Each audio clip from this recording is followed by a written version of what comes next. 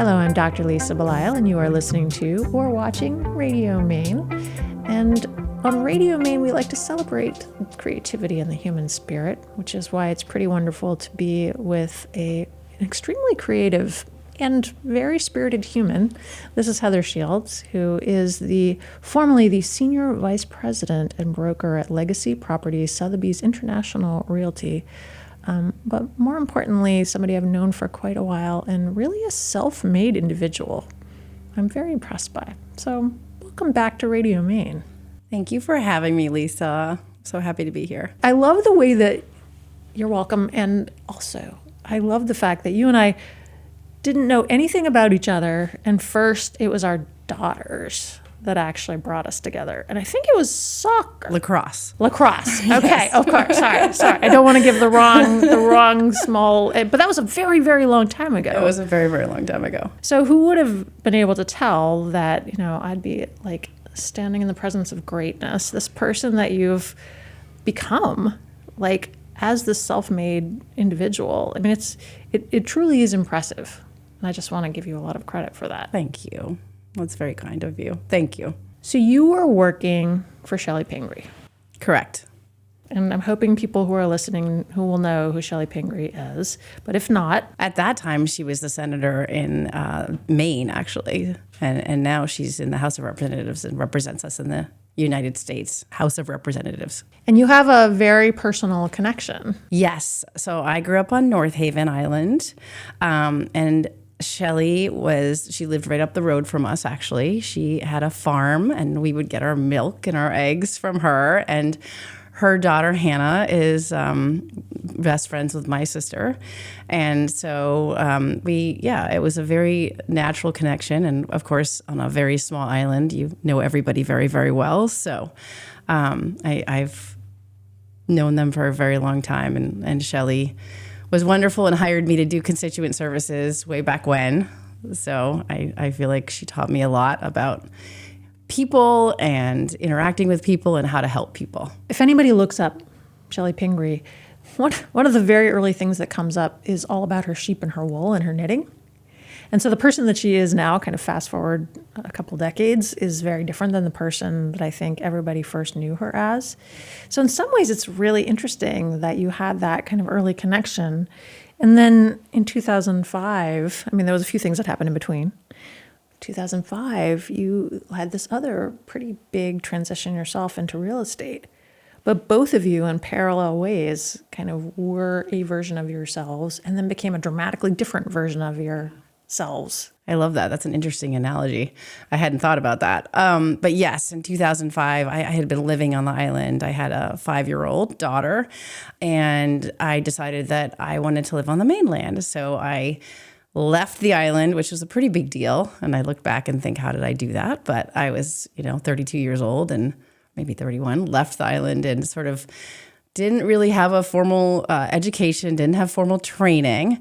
And I just kind of packed up and moved to the mid-coast, Camden area, and started a real estate career because I didn't really know what else to do. And someone suggested that would be a good thing to try for me because I like people and I'm very outgoing. So the rest is history. Hold the show a little bit here. It was a big deal for you to move to the mainland.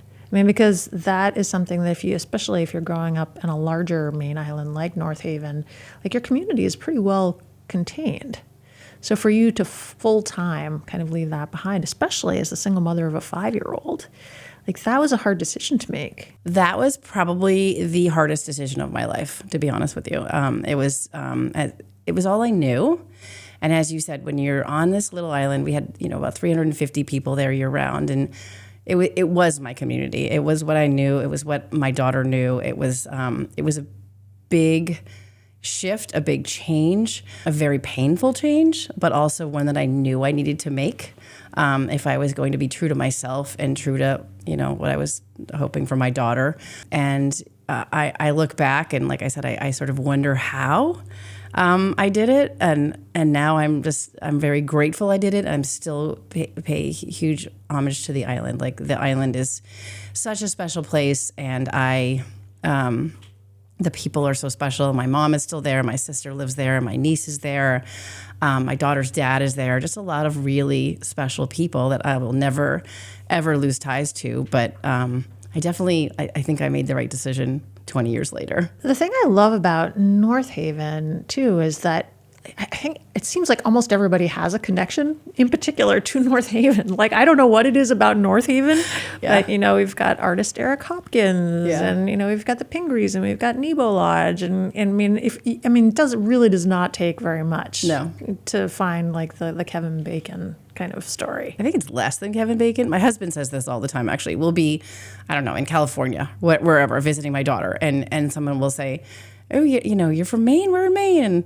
And my husband will say, well, she grew up on this little island off the coast of Maine. And I was like, yeah, you probably haven't heard of it. And of course, they're like, oh, my cousin goes there, or, my cousin's mother, just there's always a connection. And we're always shaking our head and scratching our head saying, okay, it is such a naturally beautiful place. It draws in a lot of people for that reason. And it's also just such a creative place. I mean, I can't stress enough, again, the natural beauty, but the people as well just make it so special. So I'm not surprised that it's 1 degree of separation, but it is very fascinating when you travel and see or hear about the connections. I remember the first time I had been in North Haven, and we were hanging out with one of the artists, Eric Hopkins, and he was bringing us around the island, and he was showing, so the thing I was most struck by was he showed us his house, but he showed us his studio, and he just had all of this valuable artwork that he had created over the years, like all of them, like just piled up. And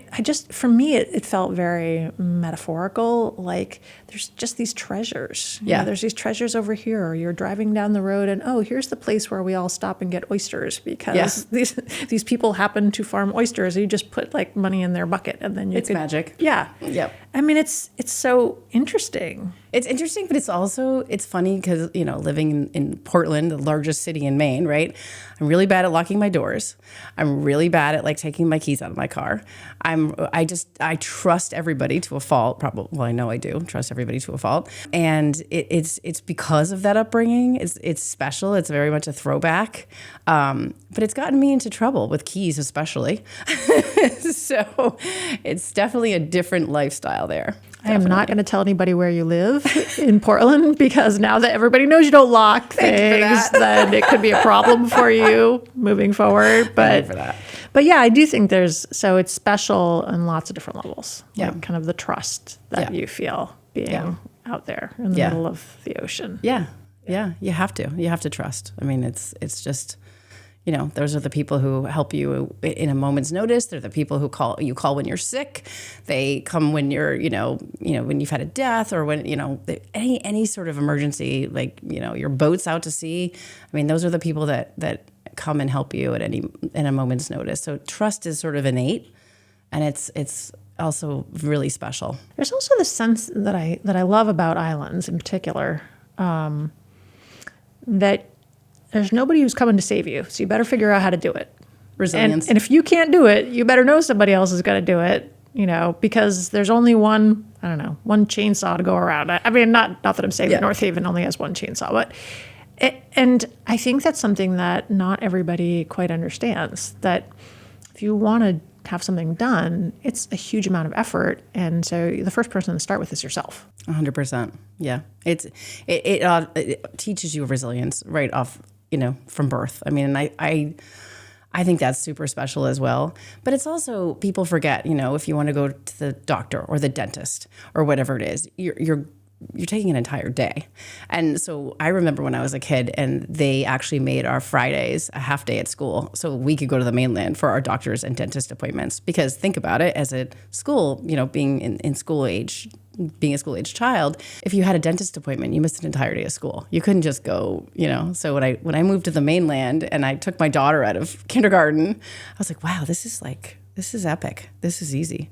I can take her back to school, and she's missed an hour and a half. It's great.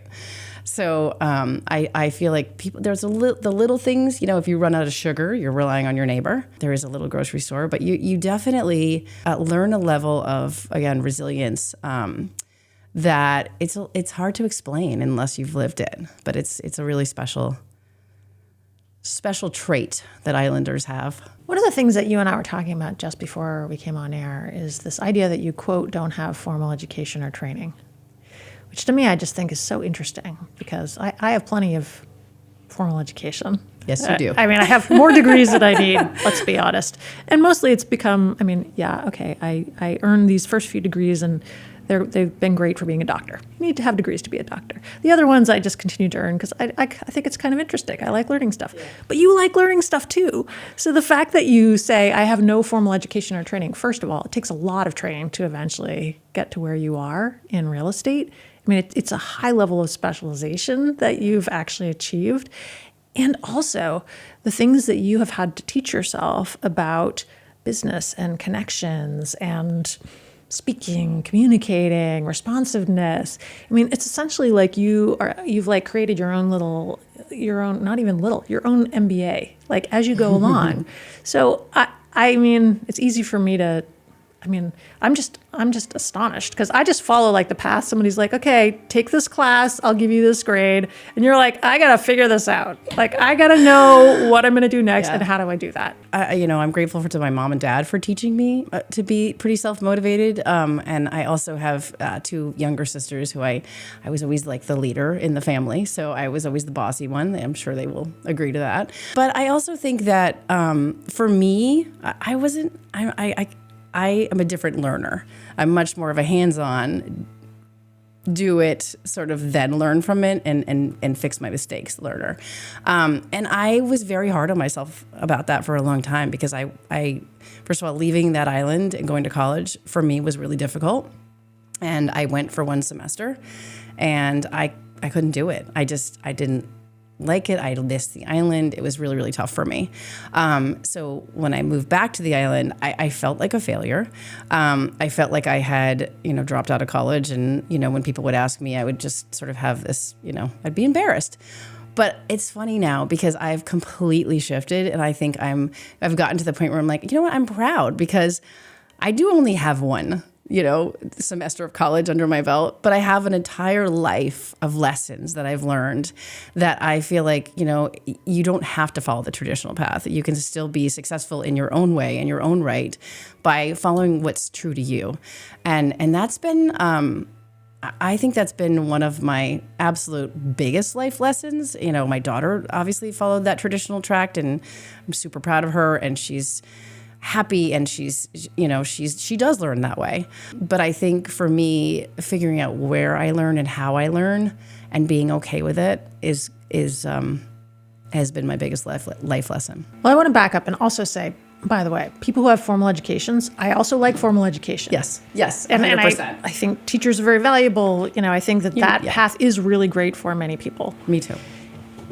And also, I mean, when I hear you talking, I think about a lot of people actually who live in parts of Maine where education is not as easily accessible. It is very difficult to be somebody who's, I don't know, say you're 17, 18, 19 years old and you've known one way and everybody that you've ever been connected to is in that place, whether it's an island or whether it's, somewhere in northern Maine in Aroostook County that's, 6 hours away from Portland where you could go to USM. I mean, it's like, why is that surprising to us? Yeah. We've removed all of the support mechanisms for people that are used to a really different type of community. And also, I mean, people who grow up on farms, for example, in Aroostook County, they have worked hard all of their lives to farm potatoes. And they're very educated people who have run their own businesses and been independent. Yeah. So it's funny to me that we can't somehow put together this idea like, you're right, not everybody's going to go to the hallowed halls of an Ivy League school. Yeah. And it doesn't necessarily define you. It Not doesn't at define all. who you are as a person. And that's something that I feel like I've had to learn. But it's so interesting because you think about, I think about my island education. And I think about the other day I was doing a photo shoot at a waterfront property and I was talking to the photographer. We were looking at the weather because the weather in Maine right now, let's face it, has been a little bit difficult. And we were talking about okay, well, I said to him, I'm like, okay, the tide shifts at noon. The wind will be out of the southeast. So that probably means that this afternoon might be a little iffy. And he looked at me, he's like, how do you even know that? And I was like, oh, you forget things like that's growing up on an island. Like what wind direction are we looking at? Where's the tide? What's going to happen with the weather? You can sort of pretty much tell from all of the above. So those are things that you don't necessarily, you learn as a way, like you said, if you're in Aroostook County working on a potato farm, there are so many things that you and I would never understand about that, but it's completely an amazing education. So you look at those things and you're like, you know what? I'm so grateful that I had that.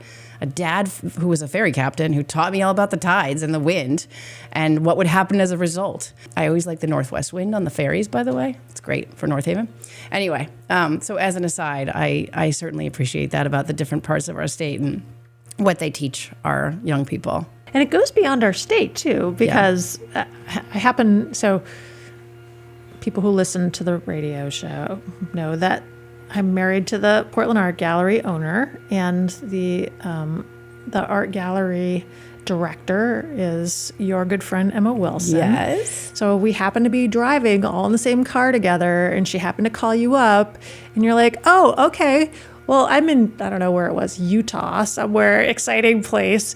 And this is literally your life. Like, you're always somewhere fun and exciting that is not necessarily in Maine. Yeah, I'm so lucky. My job, one of the things that the other, back to the education piece, I've really found for me, I am the average of the 5 people I spend the most time with.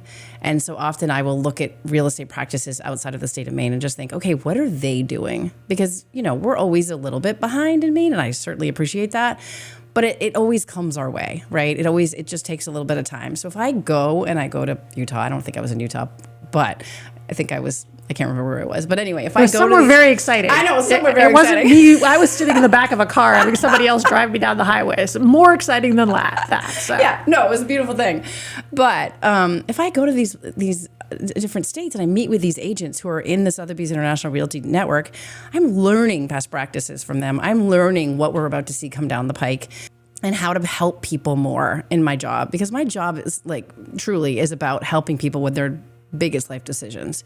And if I can have more tools in my pocket to help them, the more I'll be able to help them and the better and easier their transition will be. So I do travel a lot with the brand, as I call it, the Sotheby's International Realty brand, because we are all about sharing best practices. And I get to learn from these incredible individuals who are the best at this trade. So that's my education. And that's my point, right? Yeah. That you're still availing yourself of the ability to continue to evolve Constantly. Yep.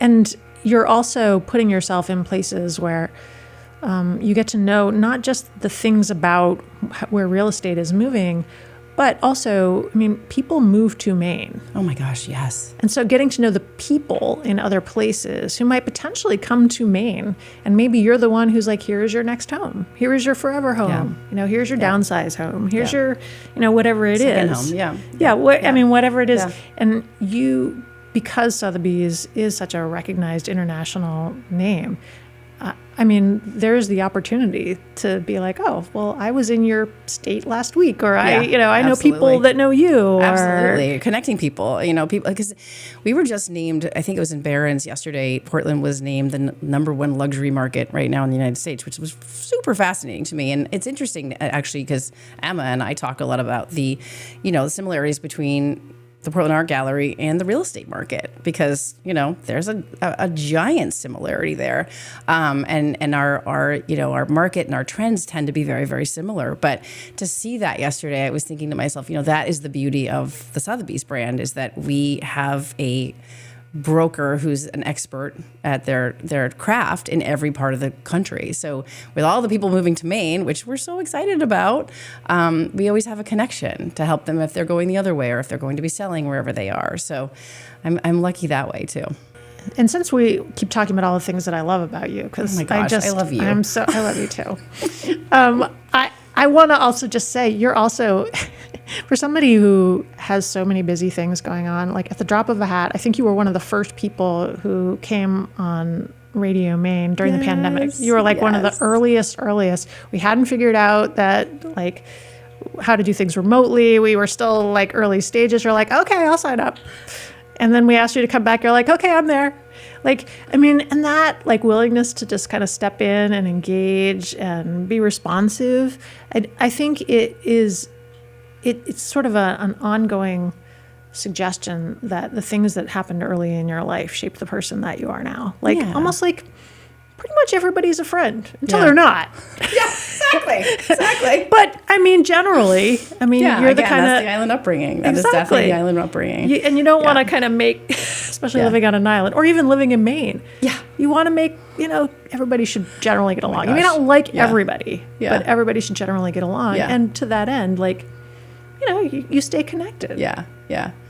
No, I think it's the beauty of Maine, and I said this living on the island. It's like, you're on the school board with this person or you're on the planning board. You're going to see them the next day. So you got to think about how you approach that person if there's a disagreement. And that's so true in this state. Like, it always amazes me. I'm thinking, I'm in the biggest city in Maine now. Doesn't matter. It's a very small state. We are so lucky to know so many of our neighbors and have so many connections in this state. But I think you guys do such an amazing job promoting our state. And that's what excites me. And that's what makes me want to be a part of, being on this show. And just because I think you just make it, you're telling the story of what makes our state so special. So I'm just really grateful to you for how you do that.